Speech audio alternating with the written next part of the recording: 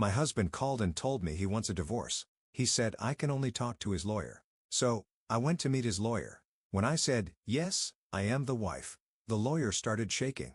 Sophia will recount how I took control of my life and put a stop to my husband Xander's destructive influence. For privacy reasons, I'll be using pseudonyms. As a prominent lawyer in my state, anonymity is crucial for various reasons. Let's not delve into the intricacies of Maya and Xander's love story. We fell in love, got married, and eventually divorced. The love, it seemed, wasn't reciprocal, as Xander cheated on me. The signs were apparent. Avoidance, excessive time outside, and frequent business trips, though I wasn't involved in his sizable business. Despite my success as a lawyer, Xander considered me a failure due to earning less than him. One day during another one of his supposed business trips, I decided to investigate. I discovered a secret Facebook account on his old laptop confirming my suspicions. He was cheating with a beautiful woman, someone he found more attractive than me, often criticizing my appearance. Heartbroken and angered, I confronted him immediately. "Sandra, are you cheating on me?" "I have proof," I declared. Sandra callously responded, "Sophia, you're just not that interesting anymore.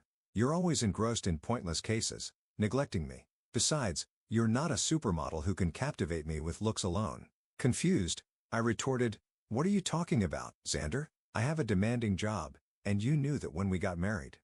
I haven't neglected you. It's you who stopped coming home and refused to communicate." And that's how I discovered Xander's affair when I finally decided to confront him. I anticipated a degree of remorse from him, but the cold response I received caught me off guard. He shifted all the blame onto me, justifying his cheating, a claim that held no validity.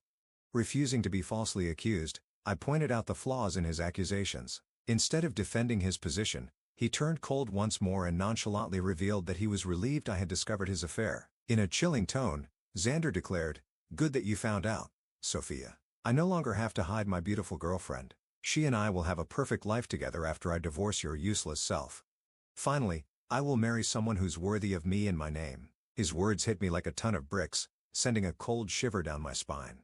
As he spoke of divorce, he not only insulted me but also asserted that I was not good enough for him. Accusing me of being a bad wife, he showed no remorse for his affair and even boasted about how a mistress would make a better spouse. Tears streamed down my face as he demeaned me, proclaiming his affair with pride.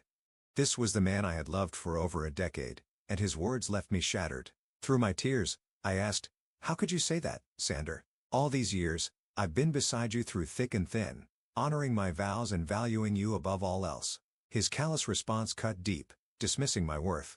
"Well, Sophia, it doesn't matter anymore. You're just not right for me. I'm now a proud business owner, and a woman with average looks and a pretentious law degree won't do me any good." Feeling utterly demeaned, I protested. "How could you, Xander? I'm a capable woman, even if I don't fit your narrow definition of beauty. I've been a good wife to you, and now you're contemplating divorce." Correcting me, he stated coldly, "I'm not contemplating divorce, Sophia. I've already decided to divorce you. I'm done. I don't want to be with you anymore. I will file soon and have already hired a great lawyer. You better move out before I come home. I don't want to see your ugly face anymore." A few hours after Xander hung up on me, he sent the divorce papers through a friend who looked at me sympathetically. I numbly accepted the papers, shut the door, and cried miserably, letting the reality of my wasted years with a horrible man sink in. However, I decided I wouldn't let this break me. I was a strong woman who would take control of her life and teach Xander a lesson. When Xander's friend delivered the papers, he mentioned that Xander had talked about drawing out the divorce. Initially puzzled, it dawned on me we had a prenup. Xander had insisted that I was entitled to half of his business if he cheated, something I had overlooked in my emotional turmoil. It made sense why Xander wanted to prolong the divorce. He hoped I would give up my rightful share. Determined not to let go of what was rightfully mine, I immediately called his lawyer and set up an appointment. Within 2 days, I moved out of Xander's house and into my childhood home, which was in my name. I texted Sanders that I had already moved my belongings, asserting, "I took my ugly face and body out of your damn house. Good that you've come to your senses and not making a fuss." Xander responded, boasting about his lawyer's reputation, but I calmly warned him, "I won't give you my business, that's for sure. For now, you will stay away from me." Determined to uphold the prenup, I was ready to face whatever challenges lay ahead. "I don't want to talk to you. You can only speak to me through my lawyers now, and I expect you to empty my house." Sandra's words ignited a surge of boiling rage within me. It's astonishing how anger and hatred can fuel one's determination when faced with such utter contempt. My mind cleared, and I couldn't help but almost laugh at Xander's ignorance. He had no clue who he was up against. Doubtful that his lawyer, Jake, knew either, I arranged a meeting with him at a cafe. Upon seeing me, Jake began to visibly tremble, only calming down upon recognizing me. He seemed confident, but not enough. Jake was a decent lawyer, but he hadn't anticipated facing off against someone like me. Xander never considered me influential, so Jake was utterly unprepared for our encounter. Jake appeared nervous and his hands shook, but I refrained from further intimidation. He wasn't to blame for my predicament. "Hello, Jake. Nice to see you here," I greeted, noticing his surprise. "If you have any doubts, let me clear them for you."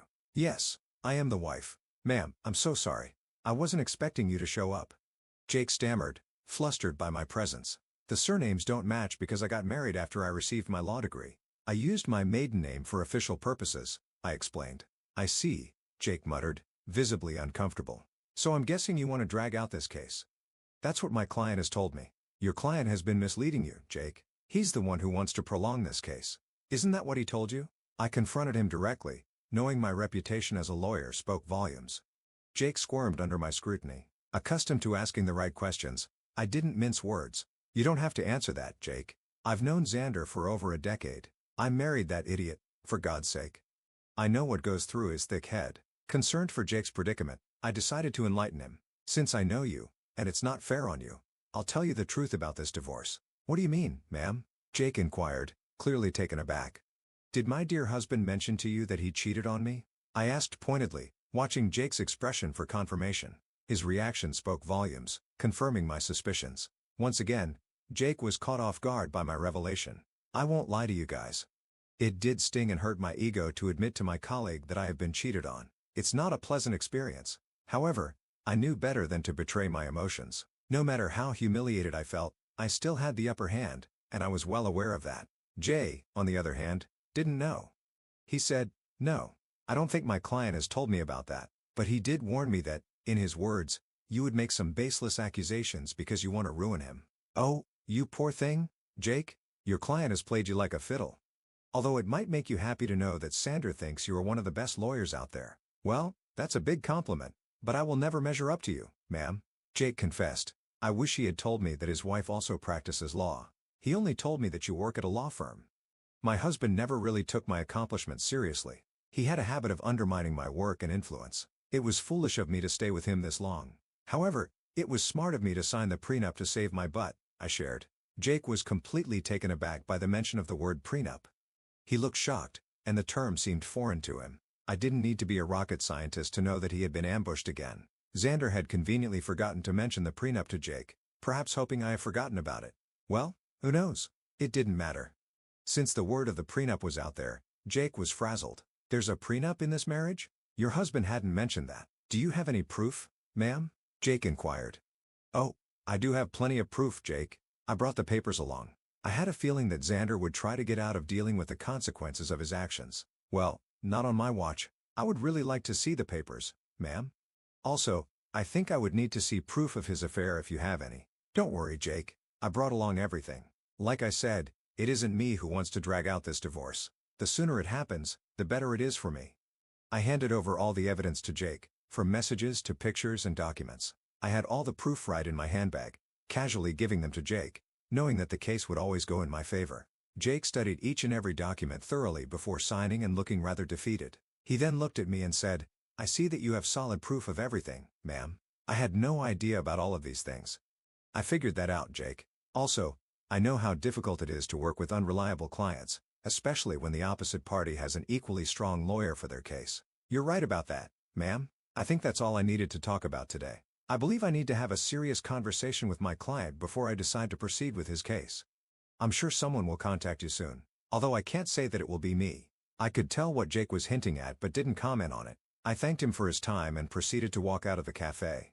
I went straight to work and started to prepare my own documents for the divorce. All the lingering sadness was gone. Now, there was this rage within me that was driving me to make sure Xander suffered for what he had done, and I knew he had no way out of this mess he had created. It took Xander one day to get back to me. He called me on my number despite telling me not to contact him directly. It was funny, but not surprising. I knew he would find himself in this situation. When I answered his call, he sounded very pissed off. "What the hell did you say to my lawyer, Sophia?" My. Look who's calling after telling me to stay away. Now what happened with your lawyer, Xander? Stop playing around, Sophia. Tell me what you told him that made him quit today. Your lawyer quit today? How sad, Xander. I guess you should have been upfront about your situation and who they would be fighting against. You don't know what you're saying? You are a freaking nobody. I won't let you take away my family business. Oh, I would like to see you try, Xander. I will hire a better lawyer and doubt you. Just wait and watch. I will destroy you in court. You will come to me begging for mercy. Well, sounds like a plan, Xander. Good luck with that. But a word of advice from a lawyer, remember to tell your new lawyer about your affair and the prenup. When I said that, Sanders simply hung up on me. It made me chuckle. He was in deep trouble, but still didn't know it. He would try every lawyer in town and see if anyone would represent him.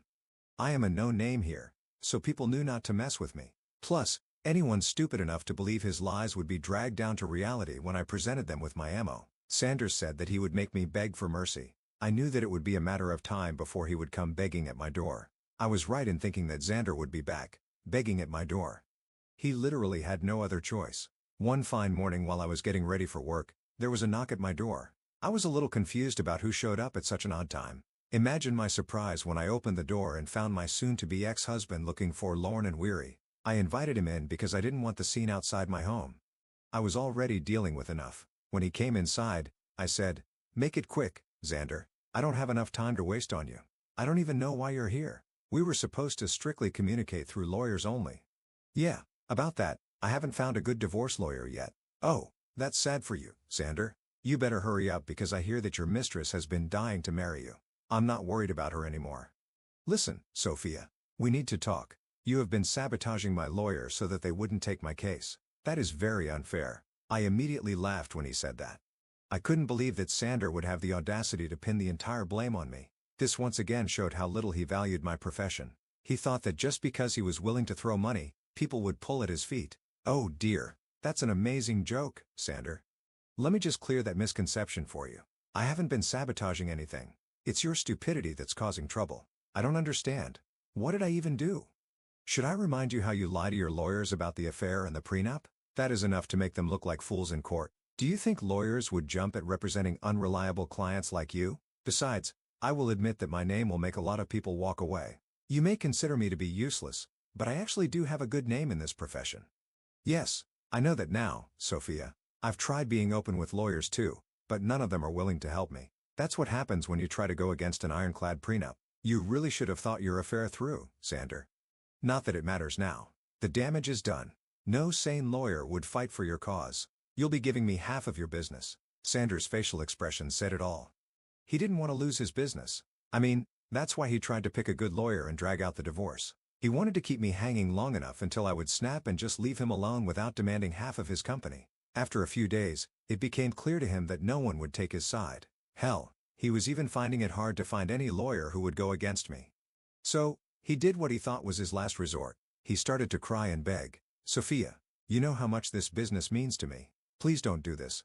You can take everything else, but please don't ask to split the business." "Why not, Xander? You were the one who put in the clause of splitting the business in case you cheated. You think I will give up my rights that easily? I deserve it after the betrayal you threw in my face."